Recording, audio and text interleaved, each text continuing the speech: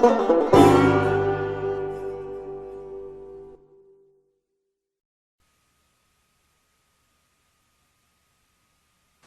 I'm Brian Tressi.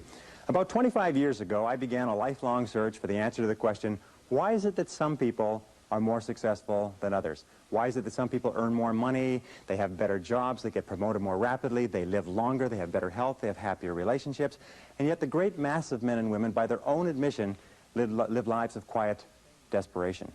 Well, I studied this over and over again. I traveled in over 80 countries on 7 continents. I have learned and spoken 3, 4 different languages. I have spent over 30,000 hours studying, and I've come to a very simple conclusion, that successful people are those who do things differently from unsuccessful people. I've also come to another conclusion, is that you or anybody can be far more successful at life or at anything that you want if you will simply learn how and practice it over and over again until it becomes a habit. Now, no matter what field you're in, no matter what field of endeavor, no matter what work, no matter what activity, there is one thing that all successful people have in common, is that they are good time managers. And the reason they are good time managers is because they recognize that time management is life management, it is personal management.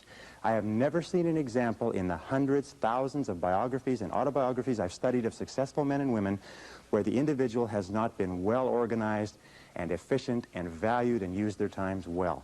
Successful people, winners, use their time well, losers do not. And in the next 60 minutes, 55 minutes, I am going to give you 21 of the very finest time management ideas ever developed. If you use these ideas systematically, you can increase your personal productivity by 2 or 3 hours a day. You can increase your income. You can increase your rate of promotion. You can increase your life satisfaction. You can even increase the length of time you live. The question is, how badly do you want to learn how to manage your time well? How much effort are you willing to put into it? Because the key to time management is self-discipline. Probably the best way to put it is this, is time management is self-discipline in action, and self-discipline is the key to success. So let's get started right now with these 21 key ideas. The first idea, the most important of all, the core of time management, the axle around which the wheel of life turns, is goals. What are your goals? What is it that you want to be or to have or to do? What is it that you want to accomplish in the next 1, 2, 3, 4, 5 years? The top 3% in every field have goals. The balance of the population have either very vague goals or no goals at all. So the question you have to ask yourself is, who am I? Where am I going? What do I want to accomplish? And there are 3 major areas of goals that you have to think about. The first is your personal and your family goals. These are the reasons why you're alive. What do you want to accomplish for yourself and for your family? Write them down. Define them clearly. The second set of goals that you have to ask is your business, your career, your financial, your material goals. What is it that you want to accomplish in the external world? Where do you want to make your contribution? The third type of goals you have to ask about are your self-development goals. And in my estimation, your ability and your willingness and your tenaciousness in developing yourself is the key to accomplishing everything else. So here's 3 questions that you can ask. The first question is, what would you do? What would you set as a goal for yourself? What would you want to be or have if you just won $1 million in the lottery? What would you do if you just won $1 million? If you had all the time and money, you're completely free to decide to do anything you wanted. If you won $1 million, what would you do differently? Think about that. Hold that in your mind. The second question is, what would you do if you just learned today that you only had 6 months to live? What if you only had 6 months to live? What would you stop doing? What would you do more of? Who would you spend time with? Now, the answer to that question is very interesting because what it tells you is what you really value. What is really important to you?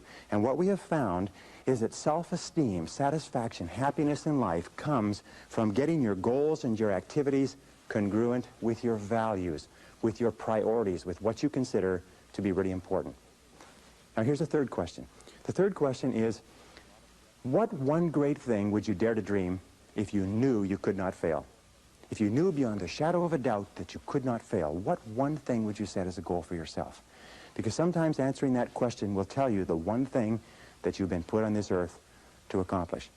One final point with regard to goals is that goals must be in writing. You must write them down, you must rewrite them, you must define them, you must redefine them. The top 1% of successful people in every area have very clear, specific, written goals, and most of them carry their goals around with them. So let's go from goals as the core of success to point number 2, which is organized plans of action. In an interesting study, or a variety of studies that have been done, they've come to the conclusion that organized plans of action are the key to all success. In fact, action without planning is the cause of every failure. Action without planning is the cause of underachievement. Action without planning is the cause of frustration, time wastage, anxiety, stress, and lack of success in life. So organized plans of action are critical. Now, what is an organized plan of action? An organized plan of action is where you take your goal, you take your objective, and you write out every single step that you're going to have to follow in order to accomplish that objective. You write it out and you list all those plans of action, all of those different activities, and you organize them together into a plan that you can then implement on a day-to-day basis. You decide which has to be done first and which has to be done last, which is more important, which is less important. In fact, the ability to set goals and to create plans for their accomplishment is the master skill of success. If all you learned in life, all you learned in school, was the ability to be a continuous goal setter and a continuous planner, day and night, planning, organizing, planning, writing, thinking about what you're trying to accomplish, you'll accomplish more in a year or 2 years than most people accomplish in 10 years or an entire lifetime. It has nothing whatever to do, by the way, with your intelligence. It hasn't anything to do with your education. You know, half of the best educated people in the country are working for people who didn't finish high school or didn't finish college. I wrote an article for a major publication not long ago which said that if you do not have clear goals for your life, you are condemned forever to work for those who do. You see, in life it's very simple. Either you are working toward the accomplishment of your goals or you're working toward the accomplishment of other people's goals. Very important. Now, the third point in excellent time management is analysis. Make a list. In fact, it's been discovered that if you make a list before you begin any task or job, you will immediately improve your productivity by 25%. How do you make a list? Well, you make your list for the week, the Sunday or the Saturday before, and you make your list for each day the evening before. And you always work from a list. Now, why do you make it the evening before? The primary reason is if you make a list the evening before, the subconscious goes to work on your list while you're asleep. And during the night, the subconscious will solve problems and bring insights to you. You'll wake up in the morning with insights, ideas, intuitions, answers that will make your day more productive. Now, the second reason that you use a list is because if you don't have a list, it's like driving down the street in a car with no steering wheel. You just drift, and every bump, every interruption, everything that happens sets you off in a different direction. A list gives you a track to run on for the entire day. Another reason that you use a list is because with a list, you can analyze where you are. You can tell what is more important and what is less important. You can tell what is irrelevant, what can be delegated, what can be delayed, what can be put off. The most important reason for using a list, though, however, is this, is that when you use a list and you work down the list and you check things off, each time you check something off on a list, it gives you a feeling of accomplishment. It's been well said that happiness is the progressive realization of a worthy ideal. That happiness is the step-by-step accomplishment of the tasks necessary to accomplish a worthy ideal. And a successful life is based on a series of successful days, and a series of successful days is based on working on a list, one step at a time. Okay, now the fourth principle for effective time management is to set priorities. It's interesting, there are many people who have goals, vague or clear. There are many people who do make plans, but the biggest single problem in human life is setting priorities, determining what is relevant and what is irrelevant. And in setting priorities, an Italian economist named Vilfredo Pareto in 1895 came up with a principle which is called the Pareto principle. We call it the 80-20 rule. It says that 80% of the value of what you do will be contained in 20% of the things that you do. What does this mean? It means that if you make a list of 10 things that you have to do today, you will find that 2 of those things are worth all of the others put together. Now, the difference between highly effective people, as Vilfredo Pareto said, was that highly effective people work on the vital few versus the trivial many. The difference between the two is that ineffective people work on the trivial many. They work on things that are fun. They work on things that are easy. They work on little tasks, fun tasks, irrelevant tasks, but they keep putting off and delaying working on their major tasks. So the key to success is always be asking this question: what is the most valuable use of my time right now? What is the most valuable use of your time right now? I'm convinced that if all you did was organize your life and only work on the most valuable use of your time, that alone would be enough to make you an effective, efficient person. That alone would be enough to increase your productivity, your performance, your profitability, your rewards by 10, 20, 30, 40, even 50%. So always before you begin, ask yourself, is this the most important thing I could be doing? Is this my top priority task? Does this give me the highest payoff? Is this the most valuable use of my time? Now here is one simple test with regard to value. Ask yourself, in approaching any task, is what impact will the accomplishment of this task have on my future? The futurity of decisions is the key to measuring the value. Most people spend as much as 80% of their time dealing with the problems and difficulties of the past, and only 20% dealing with the opportunities of the future. But successful people are always saying, what impact will this have on the future? Important tasks will always have an impact on the future. Unimportant tasks will only have an impact on the present and maybe even the past. So I say, what is the most valuable use of my time right now, and what impact will this have on tomorrow, the next day, and the future? It's one of the key ways to keep on track with regard to priorities. The fifth key idea in time management, which I am a fanatic on, is concentration. Concentration, concentration. Many people come to me in my seminars and they say, well, I never learned how to concentrate. I can't concentrate. How do I learn to concentrate? Learning how to concentrate is absolutely essential to success. As a matter of fact, it is impossible for you to accomplish anything worthwhile in life without the ability to concentrate single-mindedly on one thing at a time and stay with it until it's complete. In fact, time and motion studies have shown that if you start a task and you put it down and you come back to it and pick it up and start it and put it down and come back to it and pick it up, that it will take you as much as 500% of the necessary time to do a task than if you picked it up and carried it through. Alec McKenzie, great time management expert. Alec McKenzie calls this single handling. Once you have made a list of what you have to do, organized your goals, determined the highest and most valuable priority, then pick the most important thing and begin working on it and stay with it until it's finished. Now people say, well, if I stay with this task until it's finished, I won't get anything else done. That doesn't matter. If it's the most valuable thing that you have to do, it's the most important thing that you could be working on. Now it's a wonderful thing. When you concentrate and work intensely on an important task, it gives you a feeling of energy and enthusiasm. When you complete an important task, your self-esteem goes up. You feel like a winner. You feel great about yourself. But if you work away on low priority tasks, even if you complete them and do them well, you don't get any bang for the buck. You don't get any excitement or thrill from doing something that's not important. As a matter of fact, most stress, anxiety, frustration in the world of work today comes from working very hard on irrelevant tasks. Benjamin Trigo said, if it's not worth doing, it's not worth doing right. And I think it was Drucker who said, the very worst thing in the world is to do very well what need not be done at all. So concentrate single-mindedly on one task at a time. Do first things first, and do things one at a time. Now here's a very simple system that you can use for the first 5 points that we've talked about: goals, plans, priorities, analysis, concentration. It is the ABCDE method. A is the things that you must do, top priority. B is the things that you should do, second priority. C is the things it would be nice to do if you've got all your A's and B's done. D stands for delegate, E stands for eliminate. So when you make a list, the first thing you do is you ABC all your list. A, what you must do, B, what you should do, C, what would be nice to do, and then delegate and eliminate the others. With goals, what you do is this: you make a list of all the things you'd like to accomplish in the next 1 to 5 years. And then you go down the list and write ABC. What you'd love to do, what you'd like to do, what's not that important. Then you take your A goals and you make A1, A2, A3. In other words, your most important, second most important, third most important. Then you take those A goals, you transfer them to another sheet, and you make a list of all the things you're going to have to do to accomplish your goals.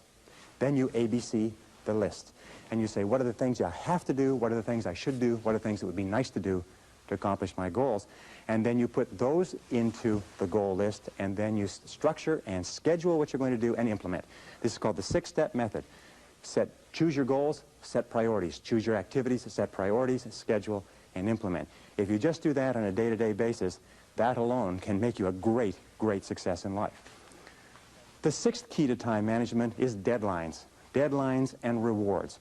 Now, psychologists have discovered that 85% of the reason that you or I do anything is because of what we expect to happen as a result.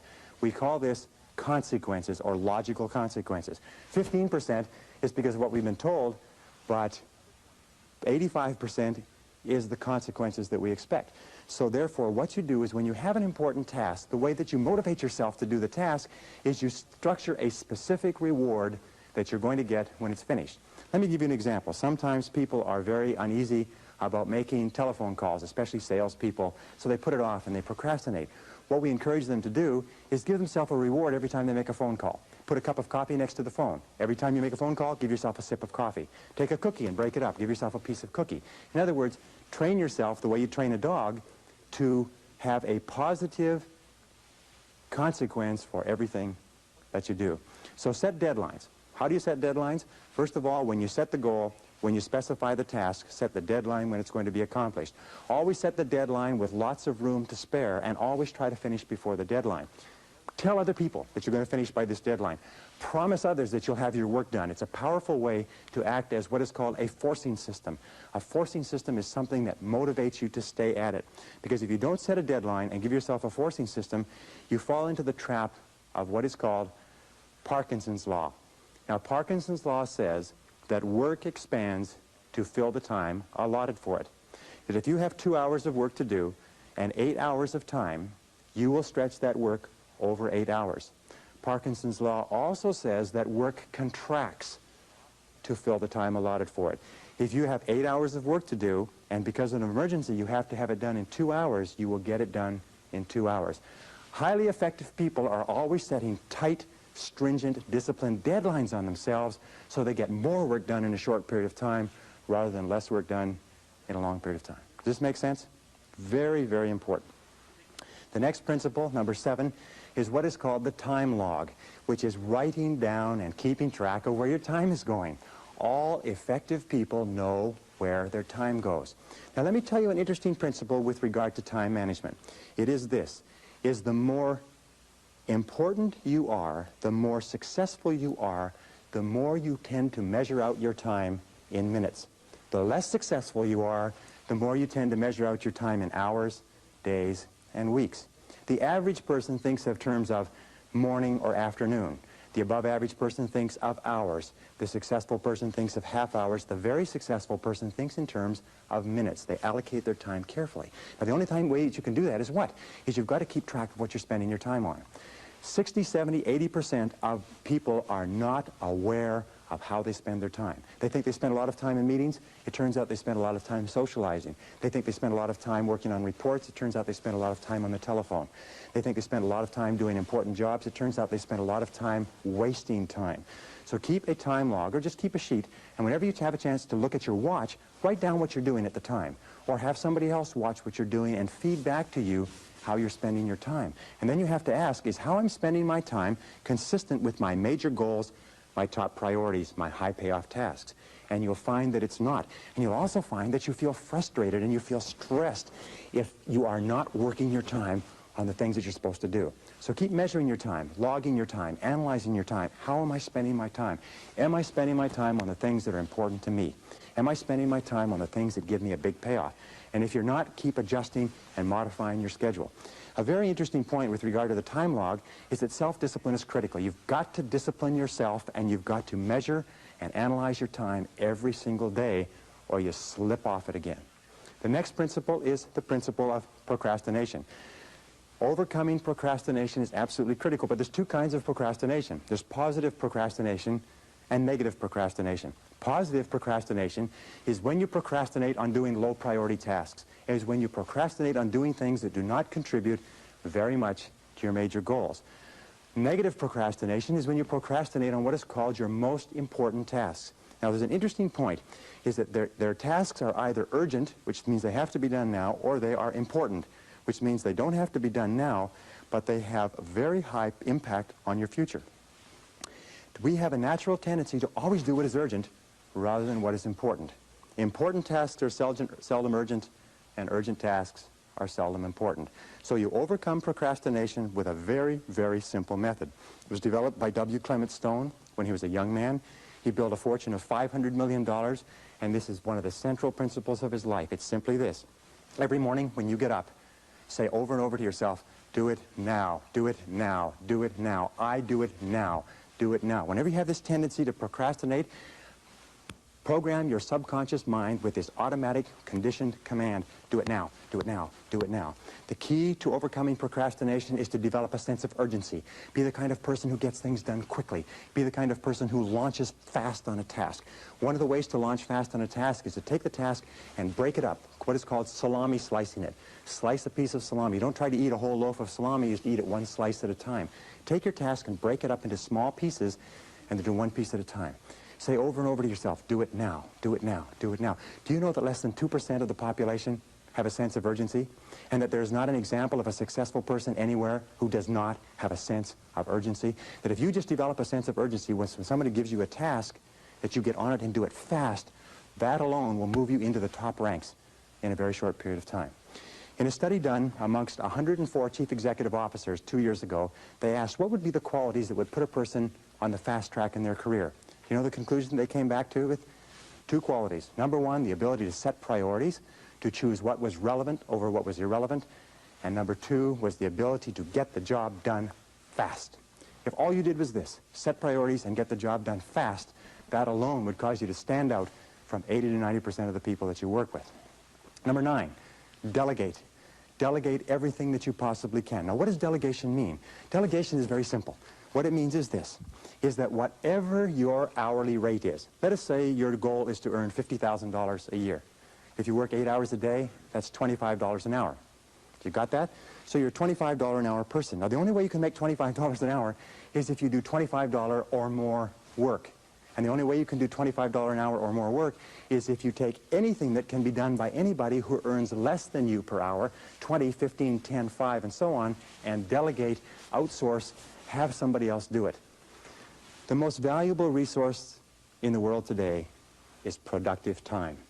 And do not waste your productive time dropping off laundry, getting your car washed, mowing your lawn, cleaning your house. Do not waste your productive time doing things that you can hire people to do for $5 or $10 an hour. Use your productive time on tasks that are more expensive, of higher value. Delegate everything that you possibly can. In fact, its general conclusion is this, is that if you cannot delegate, if you cannot get other people to do things of lower priority for you, you cannot grow, you cannot develop, you cannot be successful. You may be successful running a shoe shine stand, but that's about the limit of it. Delegation requires one key word, clarity. Clarity. The reason people don't delegate is because they've delegated and other people have dropped the ball. But the major reason why people don't fulfill the task that you've given to them is because of lack of clarity. So when you delegate, here are the keys. First of all, think through what you want done. Write it down. Second of all, pick the right person to do it. Don't give a major task to an incapable person. Third of all, make it crystal clear what you want done and when you want it done. And fourth of all, check, review, inspect, keep on top of it to make sure it is done on time. Never assume that anything will be done on time. I read something years ago, a great sign. It said that assumption lies at the root of all foul-ups. Never assume that anybody or anything will be done on time unless you check on it yourself. Okay, the next principle, number 10, is meetings. Meetings are an absolutely essential part of human life. We spend 75% of our time outside of our home and inside our home communicating with other people. It's absolutely essential that we meet. Meetings are very, very productive uses of time, but 50 to 70% of meeting time is wasted. I read a statistic recently that says that the average person spends 3 to 5 years of their life in meetings. The average business person spends 25% of their day in meetings and is wasting more than half of that time. So here are some of the keys to using meetings as an effective business tool. Number 1 is have a purpose for a meeting. Make sure that it's crystal clear at the beginning what the purpose of the meeting is. If you are the person organizing the meeting, when you start the meeting, you say the purpose of this meeting is. And if you are not, when you sit down, you ask the person who is chairing the meeting, what is the purpose of this meeting? You look upon a meeting as an investment. Take the time, the dollar value of the time of each of the people at the table, and look upon it as an investment of that many dollars in time. Best way to save time in meetings is what? Is don't go at all. If you can possibly avoid a meeting, don't go to it. If there's no need for you to be there, get the report on what happened later. Second thing we do when you do go to meetings is make sure that there's an agenda. An agenda is like a list. It's a track to run on. If the chairperson doesn't have a list, offer to put together a list or an agenda for them. Even if you just write it out and photocopy it, it's better than no list at all. Deal with the most important items first. When you have finished your contribution, ask if you can be excused, and start and stop the meeting on time. Now, what's the biggest time waster in meetings? In my estimation, it's two things. The meeting goes off track and the conversation becomes irrelevant, or second of all, people wait until the latecomer shows up. So here's the basic rule with meetings, is always assume that the latecomer is not coming at all, and start the meetings punctually. Start and stop the meetings at the specified time. Say the meeting will start at 8, end at 9, and at 9 o'clock, wrap up the meeting. Fair? Okay, that's how you handle meetings, and there's a lot more to it than that, but your skill, your ability to work well in meetings is a critical part of good time management. Number 11 is interruptions. The biggest single time wasters in the world of work within the office are interruptions, and the two major types of interruptions are telephone and walk-in visitors, people that just drop in to socialize and to talk to you. So how do you deal with these interruptions? Let's talk about the telephone first. The way that you deal with telephone interruptions is to remember this. When you were a child, the telephone was where you got phone calls from your boyfriend or your girlfriend. Today, we still are conditioned to have an irresistible urge to answer the phone. As a matter of fact, it's been demonstrated that you can get through to people on the phone that you could never get to physically, because people cannot resist answering a ringing phone. You have to discipline yourself to remember that if it's important enough, they'll phone back. So here's some of the things you do with telephone calls. First of all, have your calls held. Tell somebody you're going to be in a meeting, you're going to be working, and have all your calls held for 2 or 3 hours, and then phone back all at once. Second of all, with regard to interruptions, if you don't have somebody to hold your calls, do what I do when I work at home. I unplug the telephone. Now people say, well, what if it's important? If it's important, they'll call you back. Another thing that you can do if you can't stand unplugging the telephone is put on an answering machine and have the calls captured with an answering machine and then call them back at your own leisure. But don't be a slave to the telephone. The next principle with regard to interruptions is people. Most people are time wasters. That's the basic rule. Most people are time wasters. They waste your time, they waste their own time, they waste other people's time, and you have to be alert to it. So when a person comes in and they want to talk, they drop in without notice. The very fastest way to get rid of a person is to stand up when they walk in. If you stand up and stay standing up, they won't sit down. And you can lead them out by saying, there's one more thing before you go. And then just say it and lead them to the door. If necessary, and I've had to do this on occasion, a talkative person comes into my office, I get up and I start toward the door and I say, I was just leaving, and I leave. And the person follows me out and goes on somewhere to bother somebody else, and then I go back into my office. If people call and say, have you got a minute? Say, no, not right now, could it wait till this afternoon? You know what they'll say? They'll say, sure. And 90% of cases, they'll forget why they came in the first place. So control interruptions. The interruptions and the ringing telephone are two major sources of stress in the world of work. Now, another key management principle, and in management, in time management, in personal management, this is essential. It's what is called key result areas. In other words, it is the key results that you have been hired to accomplish for your business. Even if you own your own business, you are still subject to key result areas. And the way that you find out your key result areas is you ask yourself this question over and over again. Why am I on the payroll? Why are you on the payroll? What have you been hired to accomplish? Not do, not your tasks and activities, but what results are expected of you? You ask yourself this question. The accomplishment of what results is going to lead to my promotion? How am I going to earn more money? What results do I have to achieve in order to get a raise in salary? What results does my company expect of me? What contribution am I expected to make? And then you say, what are my key results? Another way of looking at it is to remember that every job has a series of functions. And there are secondary functions and primary functions, and they're what is called core functions. So you have to ask, what are the core functions of your job? What are the goals of your job? Now, many people say to me, well, I'm not sure. Do you know what the major reason for stress in the American workplace is today? Is people don't know what's expected. I would say 80 or 90% of people out there do not know what's expected. They're not sure why they're on the payroll. And here's a very simple technique for it. Go to your boss with a list of everything that you do and ask your boss to organize it in order of priority. Say what's number 1, what's number 2, what's number 3, what's A, B, or C. Help him or her organize your list in order of priority and give it back to you. I promise you, you'll be surprised. But why is it that you absolutely have to know why you're on the payroll? It's simply this, is that you cannot perform excellently, you cannot do superior work, you cannot be promoted, you cannot get a raise unless you are doing and doing well the key things that your boss has hired you to do. Have you got me on that? Or have I got you on that? Key result areas are critical, and you have to know every single day. In fact, you know something? One of the major sources of frustration in work is to be working very hard on something and being vaguely uneasy because you know it's probably not important. So keep clear channels of communication with your boss, and if you supervise other people, have them bring to you a list of everything that they do, and you organize it in order of priority and make it clear to every person what their contribution is expected to be. Okay? The next one, number 13, is batching tasks. It's interesting that there is what is called in the world of work a learning curve.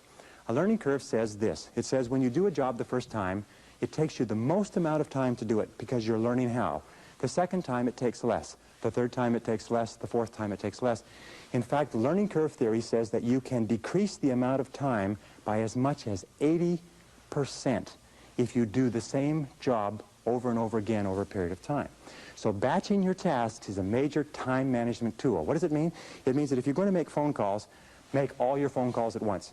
Have your calls held, make them all at once. If you're going to do invoices, do all the invoices at once. If you're going to do correspondence, do all the correspondence at once. If you're going to read and catch up, read everything at once. It's been found that if you do this on a regular basis, you'll get so much more done by doing it and concentrating on batches of tasks than if you did not. So batch your tasks whenever you possibly can. Imagine what most people do is they do a little bit of telephone call, a little bit of correspondence, a little bit of this, a little bit of that, and they have no learning curve at all. Each one takes the maximum amount of time. So batch your tasks. Put groups of tasks together at once and do them at once. Okay, the next principle is neatness. It's an interesting thing because you run into people all the time. I run into people in my office who say, it's okay if my desk is messy, I know where everything is. Now you have to understand one thing, is intelligent people, people with good memories, can very often remember where everything is. But it just means that they are using their intelligence to combat the inefficiency of neatness. Every single study that has been done says this, that if you will just clean up your work environment so it is completely neat and everything is off of your desk or your workplace except the one thing you're working on, that will increase your productivity by 20 to 40%. People have a difficult time understanding this, but I have tested it. I've worked with a messy desk, I've worked with a clean desk, and I tell you, I promise you, you will be astonished at the difference it makes. Now, how do you clean it up? Well, it's very simple. There's a very simple way of cleaning off a desk. It's called the TRAF system. The TRAF system has 4 letters. T stands for toss. Remember that in time management, your wastebasket is your best friend. So toss it out, throw it away. R stands for refer, which means it's not relevant to you, so you refer it to somebody else. A stands for action. And what you do is you take a file folder and you put it into an action folder, so it's out of the way. And F stands for file. File it away, do something with it. But before you file, always ask this question, what would happen if I didn't have this document? What would happen if I never could find this again? And if it's not particularly serious, throw that away too. Once you've done that, TRAF, you've tossed it, referred it, filed it, or put it in an action file. Once you've done that, then you start with your action file and you work through it. Neatness is important. Clean your desk, clean your workplace. Even in the kitchen, you'll find that if you take one thing out and use it and put it away, and take another thing out, you'll get far more done in a short period of time. Now, here's the rule. If you're not using it, put it away. If you're not using it, put it away. Even if you have to take the stuff off your desk and your credenza and put it on the floor, do it. Your briefcase is your workplace if you are on the road, if you're a salesperson, if you're moving around. Make sure your briefcase is neat and orderly and has everything that you need and nothing more than you need. Neatness is critical to productivity. Here's the final point. In a study that was done recently, 98% of senior executives said they would not promote a messy person, that they would not give a messy person greater responsibilities, that if you are messy, no matter how much you kid yourself, everybody around you concludes that you are inefficient, undependable, unreliable, and incompetent, and even if you do the job well, they think it's just an accident. So be neat. Stand back from your desk and look at it and say, what kind of a person would work at a desk like this? Stand back and look at your car. Say, what kind of a person drives a car like this? Look at your workplace, your briefcase. Look at your home and say, what kind of a person lives here or works here? and you'll find that what will come to you is messy, inefficient, incompetent, disorganized, and so on. Neatness is critical to time management. Number 15 is what is called getting chunks of time. Interesting studies. Over and over they have found that important work requires chunks of time to do. What is a chunk of time? A chunk of time is 60, 90 minutes, 2 hours. In fact, it's been found that most serious work cannot be done in less than 60 or 90 minutes. So when we look at the work styles of highly effective people, successful people, the ones who make the most money, the ones who graduate or are promoted the most rapidly, you find that they have developed the habit of cutting out blocks of time where they can work without interruption. Now here's an example. There's several examples that you can use. One of the examples, and one of the ways that I do it, is that I get up early in the morning. Sometimes I get up at 5 a.m. and I'll work for 2 or 3 solid hours. You can get an entire day's work done in 3 uninterrupted hours.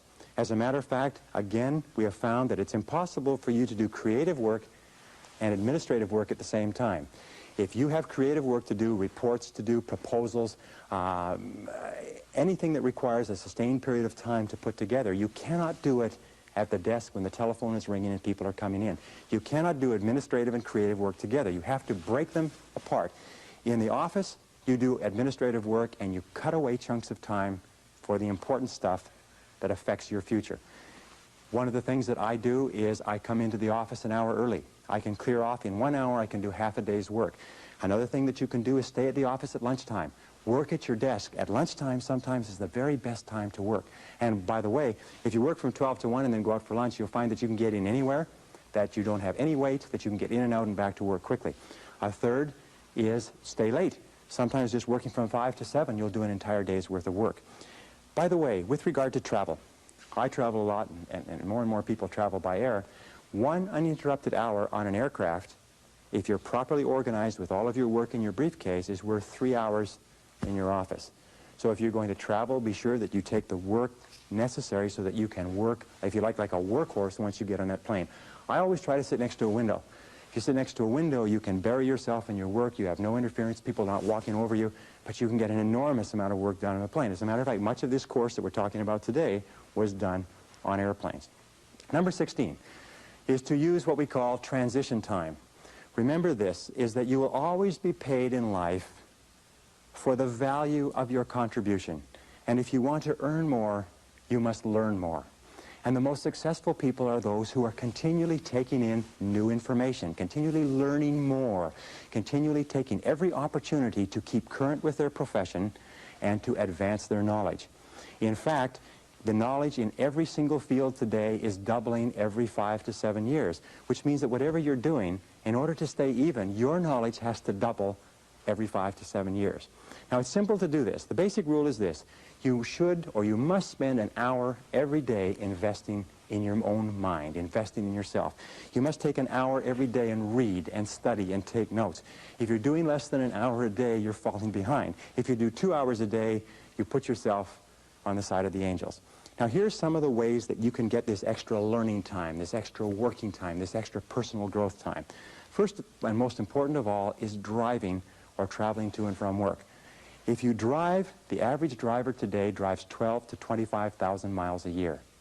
That's the equivalent of 500 to 1,000 hours a year. And of course, if you're on the Los Angeles freeways, it's about 1,500 hours to 2,000. But that is the equivalent of 12 to 25 40-hour work weeks. That's the equivalent of 3 to 6 months of work weeks. That's 1 to 2 university semesters. You know, the average person, of course, it's not you, because the people who watch videotapes like this are usually the cream in any organization or any society. But the average person sits there and listens to the radio all the time. You can become one of the best educated people in your profession simply by listening to audio cassettes, going to and from work or to and from errands. Now, another very important part of transition time is coffee breaks. You know, the average person takes 2 coffee breaks a day, 20 minutes each, 40 minutes a day. 40 minutes a day times 5 days a week is 200 minutes. 200 minutes times 50 weeks a year is 10,000 minutes. 10,000 minutes is 166 hours. 166 hours is over 4 full 40-hour weeks. Now, what does that mean to you? It means that if you just decide that you're going to read on a particular subject at your coffee breaks for the next year, you will be an expert on that subject before the year is out. Just when you sit down with coffee, make sure that you have something to read, whether it's time management or goal setting or personal communications or your profession. If you wanted to be an outstanding salesperson, if you just read on your coffee breaks 20 minutes in the morning, 20 minutes in the afternoon and applied what you learned, you could double your income in less than a year. And most people sit there on their coffee breaks and they read the sports page and they don't realize that their life is passing them by. Well, another key element of transition time is lunch times. The average person takes an hour a day. An hour a day times 250 working days a year is 250 hours. 250 hours is 6 full weeks of time that you spend eating lunch. If you just read at your lunchtime and something that will help you grow and advance in your career, if you did nothing but coffee breaks and lunchtime, you'd become one of the best educated people in society within 3 to 5 years. And you know what the average person does? They waste this time. Another important part of transition time, by the way, if you read magazines, instead of carrying magazines, what you do is you read a magazine, tear out all the articles, put it in a file. And whenever you're traveling, keep that file with you. You're sitting waiting for something, you're waiting in a waiting room, you're taking a trip, you have appointments that are canceled, just pull out your file and keep current. Remember, keep taking in more information. Use those, what are called gifts of time. These are gifts of time that are given to us by God, and we can do anything we want with them. But high-performing human beings use those gifts of time as though they were precious. And low-performing human beings do not. Which do you want to be? Okay, the next is what we call telephone. You know, the telephone is interesting. Telephone is an essential part of our lives, but as we said a little bit earlier, we are conditioned from our teenage years to look upon the telephone as a social tool. It's something that we look forward to getting onto because we associate it with romance and fun and communications with people that are important to us. As adults, however, we have to change our thinking 180 degrees. We have to realize that the telephone is a business tool. The telephone is a business tool. It's like a computer, it's like a typewriter, it's like a photocopier. It may have other uses, but it's a business tool. So here's the rule with using the telephone. Get on and get off fast. See how fast you can get on and off the phone. Control your telephone calls, as we said before. Let other people, let your telephone calls get batched so that you can call them back and you control the calls. Call back at their lunch times. Call back at the end of the day. Call back so you control the time. Now, when somebody calls you and you take the call, here's the key question. Always ask, what can I do for you? They'll always have a tendency to say, hi, how you doing? How's things going? How's the weather out there? You say, fine, what can I do for you? And get straight to the point of the phone call. Another thing that you can say is, how can I help you? And make it very, very clear that this is a business call. If you're going to be making phone calls, look upon a phone call as a meeting by wire. And what you do is you make an agenda for the meeting. What many people do, if you talk to people all the time, keep a file on that person.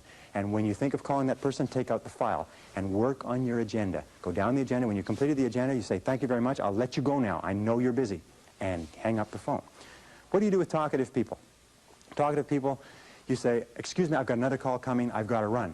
If that doesn't work, you say, my boss is calling me. If that doesn't work, hang up the phone in the middle of the conversation as though the phone line has been cut off. The person probably won't even pay any attention to it because they're so used to being cut off by other people. Remember this, is that people are time wasters, and the great majority of people have no goals, they have no priorities, they have no plans, they have no concern about becoming successful, and they think that you're the same. They think because their time isn't worth anything that your time isn't worth anything also. So be very alert to that. By the way, one final point. When you have telephone meetings, keep good notes. I heard a very smart man say that the power is on the side of the person with the best notes. I have lost thousands of dollars because I have agreed to something on the telephone. I have not documented it. The person has come back to me and said, you agreed to something else, and they had it written down in their files, and I couldn't argue. So when you're on the telephone, write. One final point is always have a pen, always have a pencil, always have a pad. Never pick up the telephone without a pen in your hand. The most incredible thing I hear over and over again is when I call people and I try to leave a message, their voice drops and they say, oh, just a minute, I'll go and see if I can find a pencil. And the phone goes clunk and the person goes away and they come back and they say, oh, geez, this pen won't work, just a minute, and the phone goes clunk and they go away again. If a person ever answers the phone without a pen in their hand, you know this person is going nowhere in life. It's as simple as that. My own personal opinion, of course. The next key is punctuality. One of the most important things you can get in terms of reputation is a reputation for being punctual. which means being on time. My friend Joel Weldon says it very well. He says, if you're not early, you're late. That there is only one minute period in any appointment when you're exactly on time. And so if you aren't there early, you're there late. Less than 5% of people in America are punctual. Less than 5% of the population is punctual. And those people stand out. As a matter of fact, if you want to stand out from the average person, all you have to do is develop a reputation for punctuality. Pretty soon people say, boy, he or she sure is punctual. He or she sure is punctual. Now, let me tell you something about punctual people. If you ask a person, what do you think about so-and-so who is very punctual? They will say, I think this person is more competent, more reliable, more dependable, more intelligent, more valuable, and more likely to be promoted and given greater responsibilities than the person who is late all the time. The person who is late all the time is considered unreliable, sloppy, undisciplined, a poor time manager, and not capable of greater responsibilities. Why is it that people are not punctual? Two reasons. One is they don't realize how important it is. It never occurs to them that when you are late for an appointment, you are insulting the person who has agreed to see you at that time. If you are in sales and you're late for appointments, you can forget it. I had an interview with a person the other day who I was hiring for a very expensive position. She showed up to an appointment 15 minutes late. A person who comes 15 minutes late to the first appointment, the basic rule is this, is never hire a person who comes late to an interview. A person who comes late to an interview is sending you a flash. It's a signal that this person is unreliable, incompetent, undependable, and if you let them get away with it, you're in for trouble. Anyway, I'm just passing on that. Punctuality, coming back to that. Lombardi, Vince Lombardi of the Green Bay Packers, had what he called Lombardi time, which meant 15 minutes early. If he said to his team, be here Lombardi time, that meant be there 15 minutes early. Develop the reputation for being punctual. And finally, one other thing is if you are a superior and you have subordinates or you have people working for you, reporting to you, don't keep them waiting. If you agree to see them at 3 o'clock, don't keep them out there spinning their wheels, standing around. It's one of the worst insults that you can do to people. And if I could just come back one more time, with regard to communications, you know one of the great time wasters in life, this is aside from the points that we're talking about, is lack of concentration, distraction, fatigue, is not paying attention. How many times have you had problems, serious problems, because you had a conversation with a person and they agreed to do something, or you agreed to do something, and one or the other of you forgot all about it, didn't remember it, wasn't paying attention, it wasn't done, it cost an enormous amount of money? How often does that happen to you? Paying very close attention is a powerful time management tool. If somebody comes in to see you, cut off all phone calls, close the door, clear your desk, and concentrate single-mindedly on a person. 10 minutes of concentrated conversation will clear up more than 1 hour of interrupted conversation. Pay attention, take notes. Now, number 19 is called work simplification. Do you know that at the turn of the century in the United States, it took 50% of the American population to feed, working on the farms, to feed the other 50% living in the cities. Today, it takes less than 3% of the farm population to feed the other 97% in the cities and half of the world besides. The reason for that is because of mechanization, systematization, simplification of the agricultural process. As a matter of fact, every great advance that has been made since the Industrial Revolution has been toward simplification. Always be looking for ways to do tasks faster, easier, cheaper, quicker, better. Always be looking for ways to do them faster. As a matter of fact, over and over again, individuals have put their careers on the fast track by finding ways to streamline existing processes. Now, here's a couple of other ideas which have been very useful to me in terms of getting more done in a short period of time. Here are the 6, maybe 7 key ideas. If you want to get more done in a given period of time, or if you want to get more done, period, you can do, 1, you can work longer. In other words, you can spend more hours working.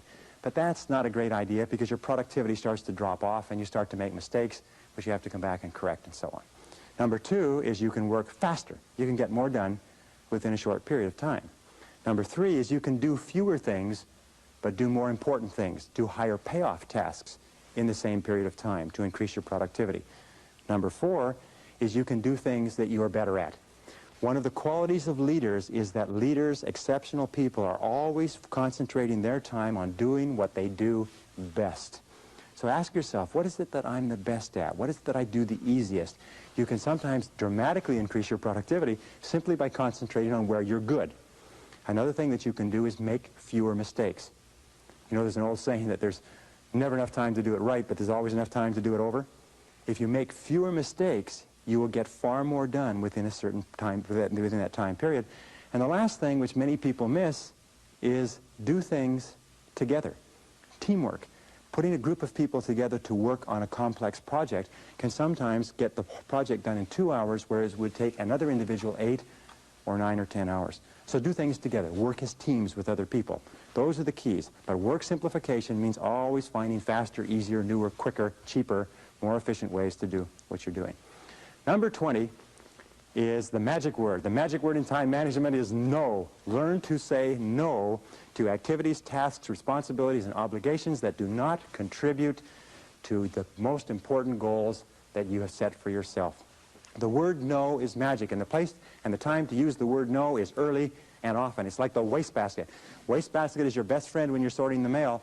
You know, the average person spends 8 months of their life sorting junk mail, reading through junk mail. Absolutely phenomenal, recent study. It's incredible how much of your life is taken up by people who ask you to do things, and you do it because of a sense of obligation.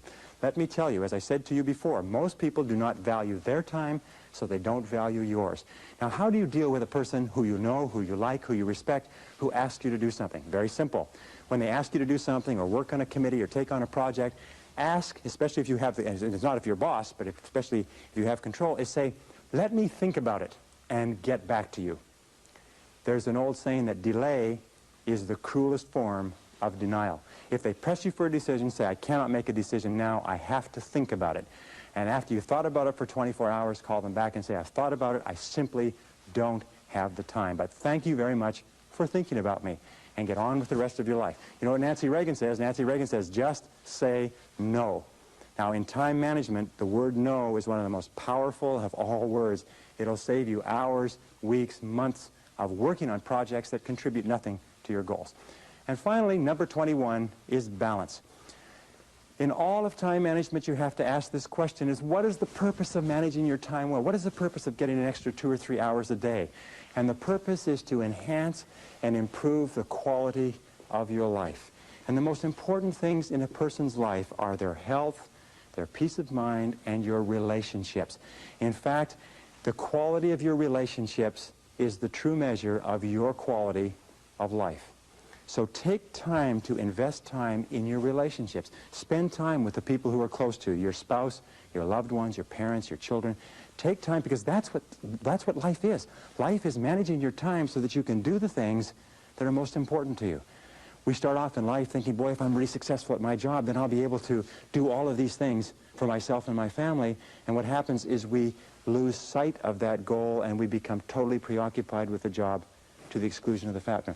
Do you know how much time the average working parent spends talking to their child in America today? 30 seconds per day. Do you know how much time the average couple spends talking together? Intimate communication? 4 minutes, according to the recent research. Very, very important. If you want to be successful in life, you've got to be sure what your priorities and values are, and your highest value must be the people that you love and the people who love you. They must be your help. They must be your energy. They must be your peace of mind. They must be your emotional and spiritual development. They must be the completion of you as a human being. So when you are using all these time management techniques, remember that the purpose of using these time management techniques is to enhance the overall quality of your life. Ask again, what would you do if you only had 6 months to live? What would you do if you only had 6 months to live? Who would you spend your time with? Where would you go? What would you want to do? What would be important? What would be unimportant? If you ask that question over and over again, you'll have a tendency to keep your life in balance. Everything in moderation. Now, if I could just summarize by saying 2 or 3 quick things. The essence of success in time management is goals.